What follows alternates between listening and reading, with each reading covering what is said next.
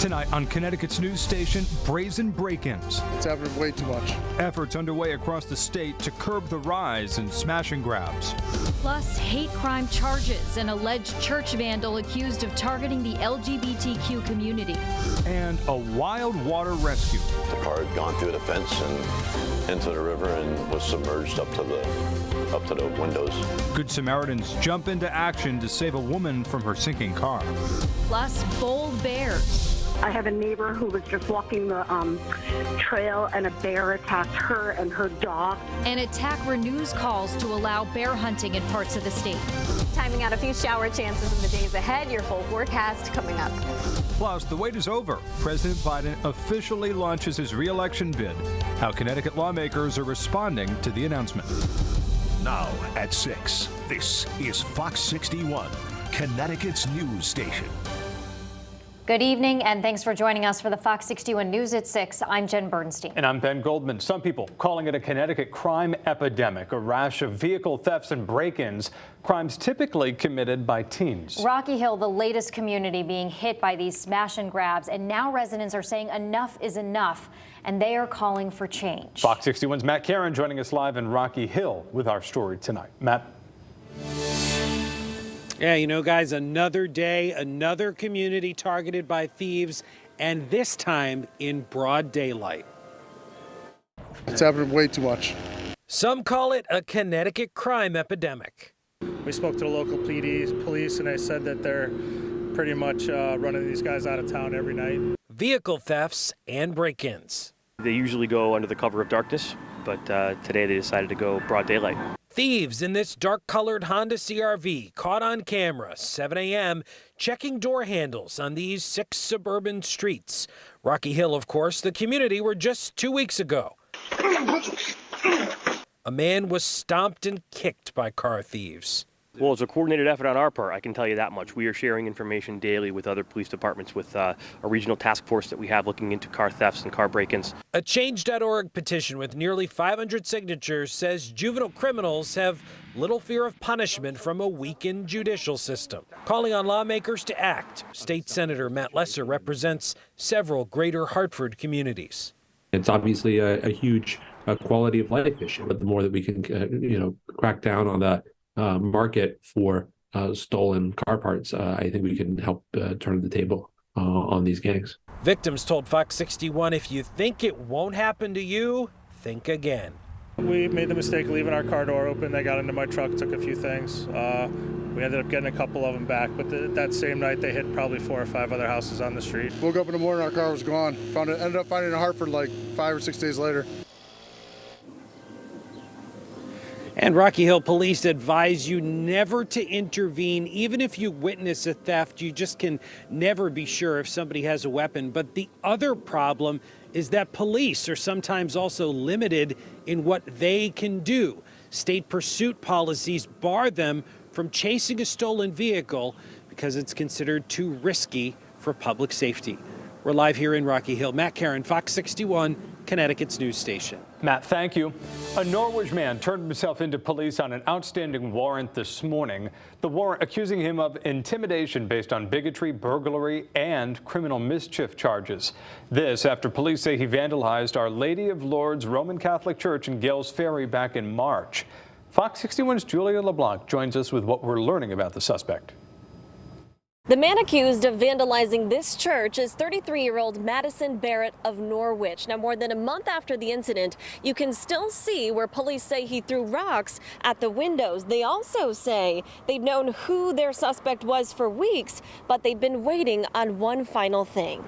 We're on top of it from the very beginning. It's been nearly 7 weeks since Captain Croyd says this man, Madison Barrett of Norwich, broke into Our Lady of Lourdes Church in Gales Ferry. Today was the day he was supposed to turn himself in. He did. Police have been waiting on Barrett to finish mental health treatments before arresting him. Just days after the incident, they blasted these pictures from surveillance video inside the church on social media. The contact with the family happened only days later. That was what helped us made the identification. Police say on March 11th, Barrett is seen in that video breaking the windows of the church before entering. Then they say he spent hours painting hateful comments on the floors and walls near a crucifix. The comments are being investigated as a hate crime toward the LGBTQ community. Mr. Barrett, this is a problem. This is a serious case. Barrett facing a judge in New London, his lawyer blaming the whole thing on a mental health episode. He himself is bisexual, so this is really outside the realm of who he is. Court papers show the writing in the church was related to the devil and the dark lord. Family members telling police, quote, Madison has often spoke about good versus evil and that he believes that Satan is a higher power over God. The affidavit also showing Madison was treated for mental illness and prescribed medication, which he was off of at the time of the crime. His family telling Fox 61 off camera they're still in shock. They were clear in telling us that this was the first time where he was taking actions on whatever his mental illness was presenting to him. Now, we have reached out to the church, but we haven't heard back. The damages, however, are estimated to be more than $12,000, according to court papers. In the meantime, the judge did set Barrett's bond at $30,000. His dad says he plans on paying that. The only condition from the judge is he has to check in with his bail commissioner once a week and continue with mental health treatments. We are in Gales Ferry. Julia LeBlanc, Fox 61, Connecticut's news station. Thank you, Julia. New at 6, a goat and a pony are back home tonight after trying to hitchhike in South Windsor. Police saying that the animals got loose and were spotted running on the exit 4 off-ramp on 291. The owners were located. They came to pick up their children, their goat and pony. Police say that there was no horseplay involved. So glad that they are safe. All right, we have an update right now. Police have made a second arrest in connection to a bomb threat made at the Cinemark Theater in North Haven. 19-year-old Tyvon Torres is now facing charges. 18-year-old Christian Cuomo was also previously charged for this.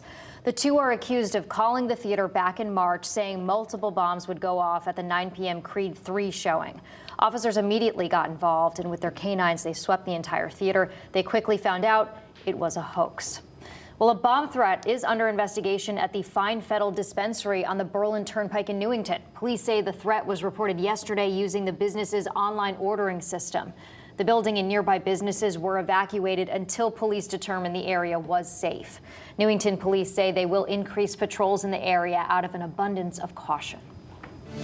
All right, turning to the weather right now, another nice and sunny day outside out there, but a little chilly. Yeah, a little bit chilly. Chief Meteorologist Rachel Frank joining us now. More of this on the way, right, Rach? Yeah, we need to get used to it because this is the kind of April weather that we're going to just play over and over again. We'll start the day off with sun. Clouds will bubble up as we head through the afternoon, and each day there is a chance for a pop-up shower, although we could get some steadier, more widespread rain this weekend. Right now we're looking at temperatures in the upper 50s across most of the state, a little bit cooler in Waterbury in the low 50s right now, but we started the day off in the 30s this morning away from the Connecticut shoreline before temperatures rebounded, and we're going to do that again as we head through the evening tonight. You can see the only sliver of pure sunshine is in parts of southern and southeastern Connecticut today.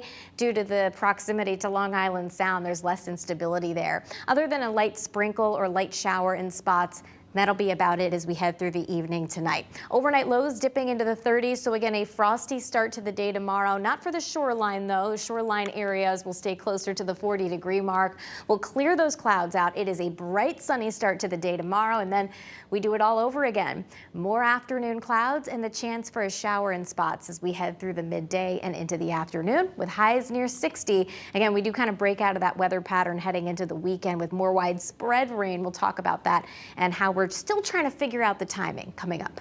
All right, Rachel, thank you. Well, if you start seeing helicopters close to your trees, no, you're not crazy. Tomorrow's Eversource helicopters will start flying along our tree lines. Tomorrow through Friday, starting at 7 a.m., the energy company will be side trimming trees using their helicopter fleet for the vegetation management program. This is to help potentially lower the amount of trees on power lines when a storm does happen. There'll be helicopter trimming in Enfield, East Windsor, South Windsor, and in Vernon. In Waterbury, Eversource is continuing electric system upgrades. The electric company investing $12 million over the next 3 years to enhance reliability for Northside customers. By the end of this year, Eversource crews will install nearly 150 new poles that can better withstand extreme weather. The upgrades will allow crews to remove a 65-year-old substation that will no longer be needed. Lawmakers are speaking out in support of a bill that would expand health care access for immigrants. Lawmakers joined advocacy groups in New London this morning, calling for eligibility to be expanded for immigrants up to the age of 15. Right now, the program is eligible for those 12 and younger, but officials say the expansion is critical for Connecticut immigrants. Well, we are learning more about the man who was killed in the Gold Star Memorial Bridge fire. Police say Wallace Fauquet was driving the fuel tanker that hit a disabled car, then rolled over, sparking a massive fire Friday. He died at the scene. In a statement, his family saying that he was a beloved husband, father, son, brother, uncle, brother-in-law, nephew, and cousin. There was never a dull moment with him around, they say. He brought endless fun and entertainment to his family. Well, President Biden officially launching his re-election bid today, and new tonight we are hearing from officials right here in Connecticut about his announcement. Fox 61's D'Andrea Turner joins us in studio with the very latest. D'Andrea. Well, Jen, President Biden making his announcement with a pre-taped video released exactly 4 years since he launched his campaign in 2020. Now, the president's re-election campaign sets the stage for a possible face-off with former President Trump, who currently is leading the Republican presidential primary. The president asking for voters to give him one more time to finish the job. This is not a time to be complacent. That's why I'm running for re-election. Cutting Social Security that you paid for your entire life while cutting taxes for the very wealthy, dictating what health care decisions women can make. And now Governor Ed Lamont is speaking this afternoon about what the president's decision to run for re-election means for us right here in Connecticut. He has gotten more done for this country and for our state in 2 years than any of those young whippersnappers who want his job would ever get done. And he's done it all in the right cause. And now a recent poll shows that just 47% of Democrats wanted Biden to seek a second term. Now, former President Donald Trump could face resistance in his bid for president as well, with the poll finding just 65% of adults would definitely not or probably support him in the general election. Ben and Jen, back to you. Hi, D'Andrea.